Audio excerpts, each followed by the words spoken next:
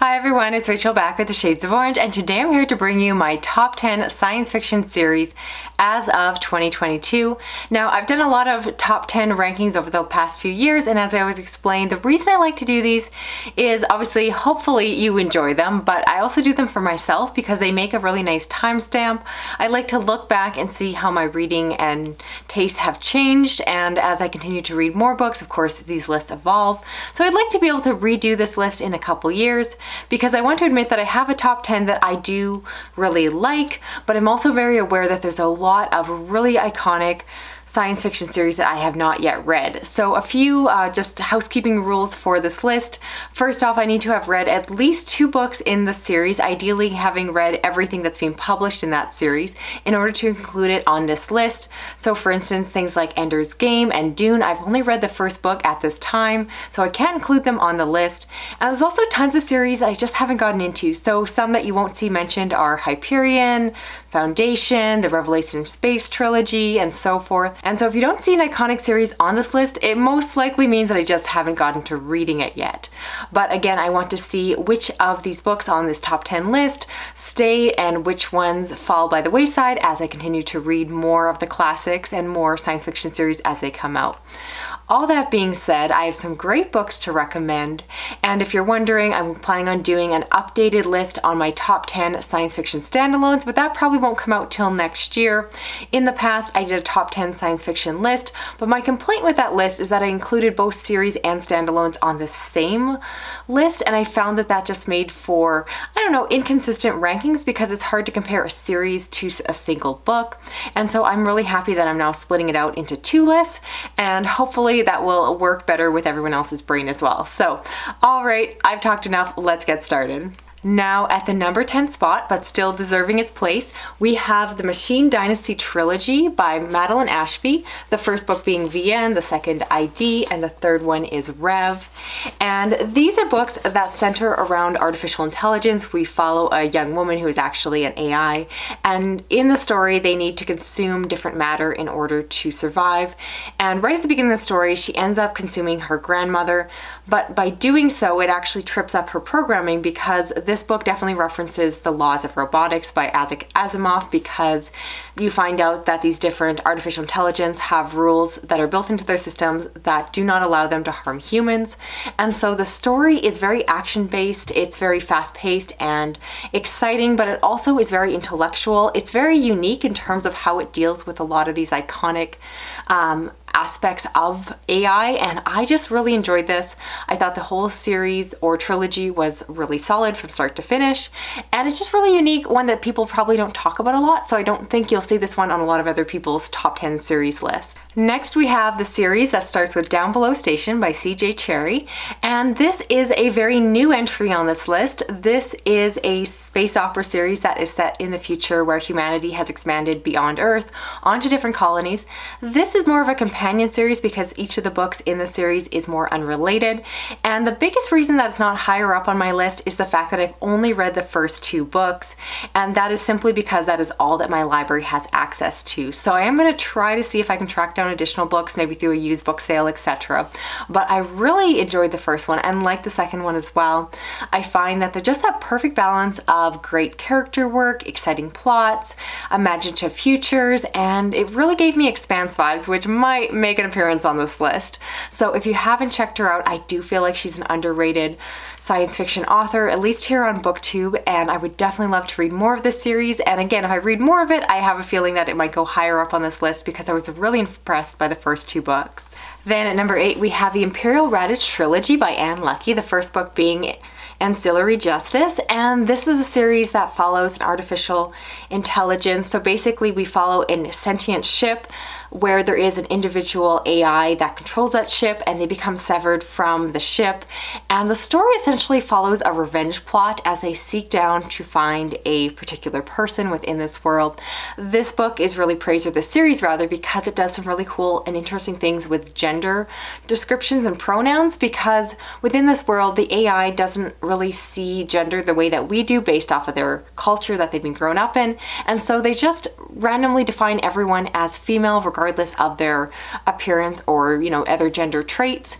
And so it makes for a really interesting experiment, and I think it does that really well. This book is really intelligent, but it also is very gritty and dark. You find out that within this world there is a warring faction that has taken over other nations, other planets, and we follow, of course, this ship that was very much involved in these atrocious acts. And so I like that the first book, at least, is very dark and disturbing in many different aspects.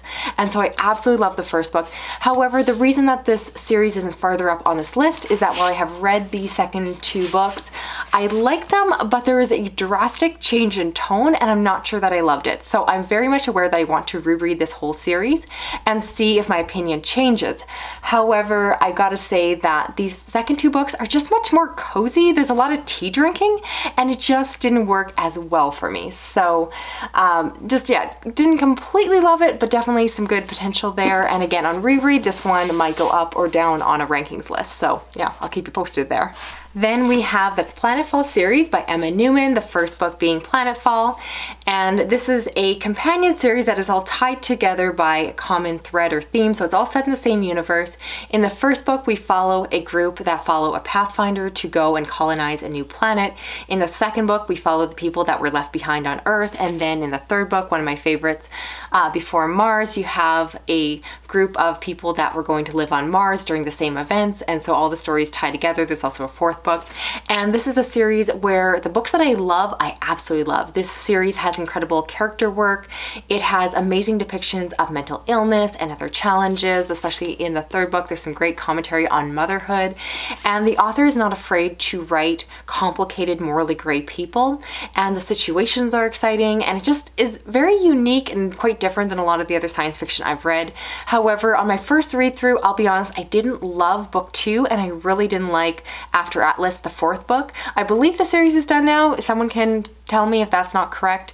But again, it's one that I want to reread because I think that each book is so different that it's a good thing about the series, but it also made me love certain books more than others. But again, on reread, I actually might like After Atlas a lot more because I read book 3 before book 2, which was probably a mistake. But anyway, definitely recommend this one to people that like very character-driven science fiction that explores some really interesting ideas and commentary. There's always a little bit of a mystery to these books, and I really enjoy these two. Then at number 6, we have The Risen Empire and The Killing of Worlds, both by Scott Westerfeld. This is a sci-fi duology. This is a space opera set in the far-flung future where we follow two warring nations. In one society, they worship artificial intelligence and technology, and in the other one, there is a leader that is almost considered to be like a lich, where he is an undead ruler. And this series gives me definite Star Wars vibes. It has some really heavy science fiction elements to it. It's very dense, and I really enjoyed it, but it was a little bit challenging to read, but not in a bad way. I just mean that it, again, is very dense and complicated and doesn't spoon feed the reader the information. You have to figure out the world building for yourself. Again, it's only a duology, so it's very short compared to some of the other series I'll be talking about here, but I personally really like these ones. I've been thinking about them, want to reread them. So yeah, another one that I think, like I said, is perhaps a little bit more underhyped compared to a lot of other people's best of science fiction series, where you're going to see a lot more iconic books on that list. But yeah, I really like these ones, and I would love to see more people read them. Now we're into the top 5, and these books are all ones I obviously recommend quite a bit. The first one I want to talk about is the Book of the New Sun series by Gene Wolfe. I have a bind of the first two, Shadow and Claw, and then Sword and Citadel. This is a science fiction series that reads like fantasy, and so in the past I've offended people by calling this fantasy rather than sci-fi. But this is a series that I was reluctant to say too much about it when I reviewed it, because going into the book, you find out that it follows a young man who is being trained to be a torturer. And so the beginning of the story starts out with a coming of age narrative, and then through reasons, as always happens in these stories, he gets thrown out into the larger world and has to find himself and goes about exploring. Now, the part that I was reluctant to say before, but I do think you need to know going into the book, is that this is not fantasy despite how it reads like a medieval fantasy story. Instead, this is science fiction, particularly regressed science fiction. And so what I like is throughout the story you get little tidbits tidbits that hint towards this world that is, and so there are descriptions of things, and once you know that it's regressed, you realize that what they're describing is actually something else. And I'll be honest, I had to read this book series twice before I fully appreciated those aspects. So I read the series and reviewed it for you all, and then I had to go back and read it again before I truly fell in love with it. But I really do think that it has beautiful prose, beautiful ideas. Again, it's very fantasy-like. It definitely follows that narrative, which isn't always my favorite, but I feel like this is a series that every time I reread it, I'm going to like it more and more. And it's definitely a series you want to reread, because I know that even on my second time through, I absolutely know that I still miss details and I want to pick up all those little details. So it's definitely a series that rewards the reader for going slowly, for being detail oriented, and for taking your time, and again, for revisiting this book. I can see why people go back to it again and again, because that's what I plan to do now. So again, it's number 5 right now. Might even go higher up on the list with some more rereading. Then at number 4, we have The Final Architecture, the first book being Shards of Earth by Adrian Stokowski, and I've also read the next book, Eyes of the Void. And this is an epic space opera series set in a future where aliens come and attack Earth, or not specifically attack Earth, but rather reconstruct the planet into a beautiful piece of architecture. But by doing so, it destroys the planet, causing humanity to go on the run. They go off to colonize more planets, and once again, the aliens show up and begin to ravage the planets that they are residing on. That is just the setup for the story. This series is so big in scope. You follow multiple characters and you get introduced to different ancient aliens with their own cultures. It is mysterious, and the world building is the reason I love this series so much, because again, it is so large in scale, it is so imaginative. Technically, it leans into different science fiction tropes, but they never feel old or tired. Instead, the author takes them and makes them feel new and imaginative once again, and I absolutely love where this series is going, and I'm really excited to read more of it. So again, one that will probably only go up on this list. I guess something eventually has to go down, but I definitely anticipate myself seeing this as an all-time favorite once I see it all the way through. Then at number 3, we have the Lady Astronaut series by Mary Robinick Wall, and this is very different than a lot of the other science fiction on this list, and this is one that I'm curious how I will feel about it as the years go on, but right now I do love it a lot. And this is a historical science fiction set in a past that is like an alternate history, because there is a meteor shower or a cosmic event that causes Earth to slowly become inhabitable, forcing humanity to speed up the space program, and by doing so it forces them to put women in the space program much earlier. So this book series is set in the 1950s, and we follow a young woman named Alma in the first 2 books who is part of that space program. She is the first lady astronaut, and we follow her through the challenges of trying to be a woman in very much a man's world. She is a mathematician, she is smart, she has an incredible marriage to her husband, and it's very much a very character-driven story. So yes, technically this is science fiction, but I'll be honest, the reason I love it so much is for the heart of the story, and again, the characters, their challenges. This book has some great commentary on the challenges of not just being a woman, but also being a person of color and so forth, and I really like that commentary. I'll be honest, I like the first book, I really like the second book, but for me, the third book is the one that really made me fall in love with the series. That one, Relentless Moon, follows a different character, and I love Nicole so much. So for me, that is just what cemented this series as a favorite. And again, I don't know how it's going to compare over the years, because I definitely have noticed my taste in science fiction changing. And I do think that this one is much more accessible to beginners, because again, it doesn't have a lot of difficult subject matter that makes it hard to follow. It does have hard science in it, but it's done in a very accessible way. And so I like this series, but I don't know how it's going to hold up over the years as I've come to start to enjoy more and more classic science fiction, more and more hard science fiction, and so we shall see. But right now I love it a lot, definitely recommend it, and I hope that more people check it out. So at the number 2 spot, and this might be the biggest shocker of the entire list, just simply that this book series is not number 1, but that is The Expanse by S.A. Corey, the first book being Leviathan Wakes, and I have read all 9 published books, as well as a short story collection that was a bind up of all the novellas that came between the books.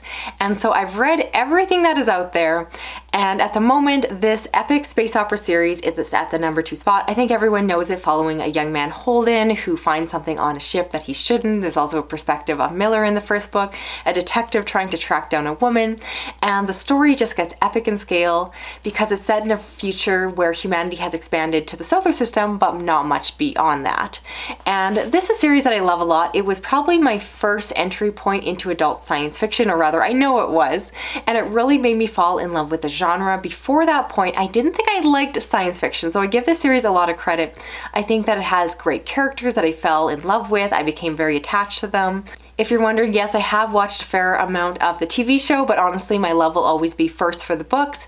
And for a long time, I did consider this to be my favorite space opera series. And while it's definitely still up there, it's still #2, so don't knock it.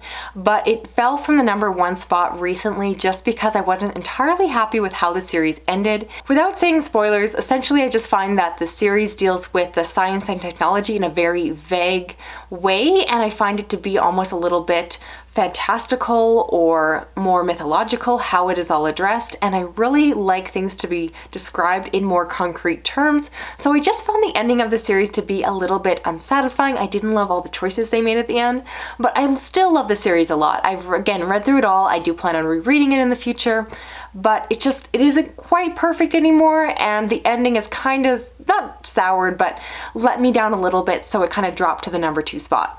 All that being said, let's get on to #1. And taking over the #1 spot, we have Machineries of Empire by Yoon-Ha Lee, the first book being Nine Fox Gambit, the second being Raven Stratagem, and then we have Revenant Gun. I have read and reread the series and loved it even more the second time around, and I definitely think it'll take a special series to knock this out of the #1 spot because I have a lot of attachment. The basic synopsis is that we follow a young woman who is in the military and agrees to have her soul tethered to the soul of a dead general who was known for being an amazing statistician, but he was also known for being possibly crazy, possibly killing his own men in order to get the job done. And the back and forth between this woman and this dead general who have conversations within her mind are just incredible. The character work in the story is just fantastic because all the characters are so memorable. And I do say that's a series that you have to read all the way through in order to get the full picture, because I fully admit that while I love the series, I do find the first book is not the strongest. It is a little bit more confusing and you won't fully understand the world or the characters at the beginning. And also the character of Jadao, his character will change, or your impressions of his character will change with each book, because I thought one thing about him and then it changed with the next book and then it changed again. And I like how morally complex he is. I like that you can't necessarily trust him. You don't know what his motivations are, and I found it to be oh so interesting. The world building is crazy and I love it. The world and science fiction elements involve math and geometry and calendar work, and it's so complicated and convoluted, but at the same time I love it because every time I reread the series I pick up more. There's just some great humor in these stories. There's just an underlying hint of the author's sense of humor that you can see sprinkled throughout the books, and at first you don't almost notice it because this book series is also very serious. It deals with genocide and war and all of these very serious topics, but then the author just has this little bit of humor that just makes the book series so enjoyable. And again, it's a series where you'll fall in love with characters, and again, you really want to read the whole thing. I love it so much. I just can't stop gushing about it and really would love to see more people reading it, because despite, I feel like the series is known online, but not everyone takes the time to read the whole thing, and you really have to experience it to get the full picture. Absolutely love it. Can't stop gushing. So yes, #1 spot, Machineries of Empire by Yoon-Ha Lee. So that's it for this video here. I'd love to hear what you think of my top 10 list, and just keep in mind it's my top 10. I don't necessarily consider these books to be the definitive best science fiction series of all time. These are just simply the best science fiction series that I have read based off of my niche reading taste and all of that. And again, I know that there's a lot of classics that I have not read yet, so I would love to hear down below in the comments what is your, well, you can do a top 10, but even a top 5 or a top 3 science fiction series, and recommend me science fiction series that you think I should prioritize before I redo this list in a couple years. If you're new to my channel, I do read a lot of science fiction as well as fantasy, adult thrillers, and horror. And if you want to help me out, you can share this video around online, give it a thumbs up, drop a little emoji, even if it's just a spaceship. And if you hit that little notification bell, you'll never miss another video from me. Thanks so much for watching. I'll talk to you again soon. Okay, bye-bye.